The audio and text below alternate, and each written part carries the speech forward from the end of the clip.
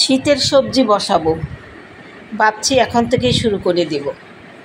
সেই জন্য বিকেলে এসেছি কিছু আলু নিয়ে, গোল আলু নিয়ে বসিয়ে দিব।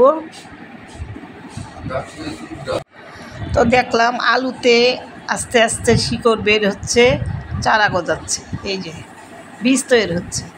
তো ভাবলাম কিছু বসিয়ে দেই, দেখি হয় কি না। তো বিকালে এসে এই কয়টা আলু বসাচ্ছি এই বলটার মধ্যে। এখানে আরও কিছু গোবর, বালি মাটি মিশিয়ে মিক্স করে পুরো মাটিটাকে তারপরে আলুগুলো বসাচ্ছি। দেখি কতটুকু হয়, অন্ততপক্ষে আলুর শাক তো খেতে পারবো। তারপরে হবে না কেন, ইনশাল্লাহ হয়ে যাবে। তো ঢেকে দিব, যেহেতু বৃষ্টির সিজন, বৃষ্টিতে ভিজে ভিজে পচে যাবে। তো দেখতে থাকুন আমি কিভাবে আলু বসাচ্ছি। অনেকে কেটে কেটেও বসায়, আমি তা করিনি, আমি আস্ত আলুটাই বসিয়ে দিয়েছি আর কাটিনি। তো এখানে 15-20টা আলু আমি নিয়ে এসেছি, সেইগুলি বসাচ্ছি এক এক করে।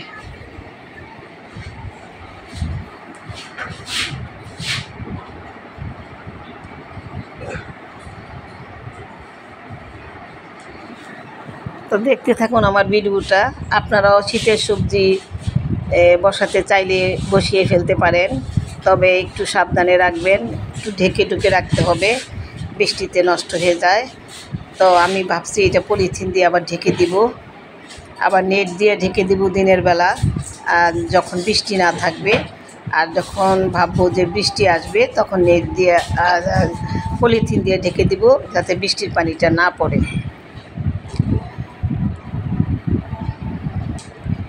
তো আমি বিকালবেলা গিয়ে এই আলুগুলো বসিয়ে এসেছি। তো তার আগে সিম গাছ বসিয়েছি।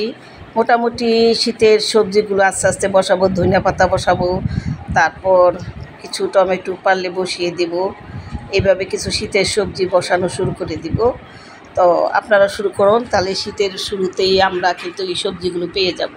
আবার কিছু পেঁয়াজের কালিও বসিয়ে দিব, ইনশাল্লাহ আস্তে আস্তে সবই করব। তো যারা সবজি করতে চান শীতের, এখন থেকেই শুরু করে দিন শীতের সবজি বসানো। আমিও শুরু করে দিয়েছি এক এক করে। তো আমার ভিডিওটা ভালো লেগে থাকলে অবশ্যই লাইক, শেয়ার, কমেন্টস করবেন। আর যারা নতুন দেখছেন তারা আমাকে সাবস্ক্রাইব করে আমার পাশে থাকবেন। ফেসবুক থেকে যারা দেখছেন তারা অবশ্যই আমাকে ফলো করে দিবেন। এই যে আমি এখন নেট দিয়ে আটকিয়ে দিয়েছি, তারপরে এর উপরে আবার একটা পলিথিন দিয়ে দেব। তো সবাই ভালো থাকবেন, সুস্থ থাকবেন, সবুজের ছোঁয়ার পাশে থাকবেন। যদিও মনটা ভালো নেই, এই শিশুদের মৃত্যু প্রতিদিন দেখছি, শুনছি, ছোট ছোট বাচ্চাদের ছোট ছোট কথাগুলো মন খুবই ব্যথিত করছে। তাই তার ভিতরেও কাজ করতে হবে, মানুষকে বাঁচতে হবে, চলতে হবে। সেই জন্য চলা, বাঁচা, বেঁচে আছি, আল্লাহ বাঁচিয়ে রেখেছেন। তাই মানুষের মৃত্যু কখন কেউ বলতে পারে না। তো আসলে মানুষ মরণশীল, এটাই স্বাভাবিক। কখন কিভাবে সেটা কেউ জানে না, আজও অজানা, সৃষ্টিকর্তা একমাত্র জানেন।